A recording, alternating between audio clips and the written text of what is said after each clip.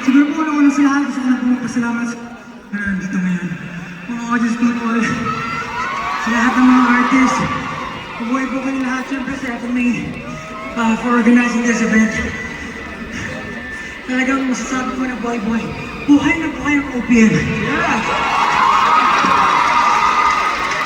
Yes po, syempre bro, gusto din po namin congratulate lahat ng awardees, nominees, and lahat po ng Filipino artists na nandito po ngayon. At syempre, sa lahat po ng mga audience natin na nanonood, maraming salamat po. Patuloy po natin suportahan ang musikang Pilipino. Yes po, gaya ng sabi ni Josh, sa lahat po ng artists na nandito ngayon, sa lahat ng Filipino artist na gumagawa ng musika, sa lahat ng fans na nandito, sana po patuloy natin suportahan ng musikang Pilipino. Sana po pakinggan natin lahat ng mensahe na pinapadala nila. Po, maraming salamat po.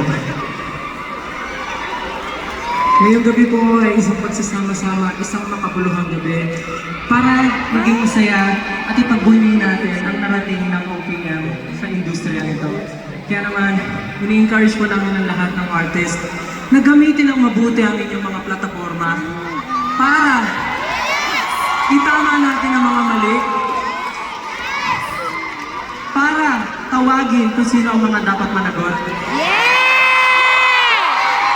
Gamitin ang tama ang plataforma para mahuli ang mga dapat mahuli. And siyempre po, sana po sa lahat ng mga tao nandito, ay hindi lang po sa lahat ng mga nandito, pati na rin po sa nasa labas, at kung sino man yung nanonood ngayon, sana po ugaliin natin na mag-share ng facts at hindi po yung fake news. Kaya naman po, sa susunod na meeting namin, inaanyayahan po namin ang Ben and Ben. Sabay-sabay po natin umitig ng kami ito. Dahil kahit ano pang mangyari, kahit sino pa ang nakaupo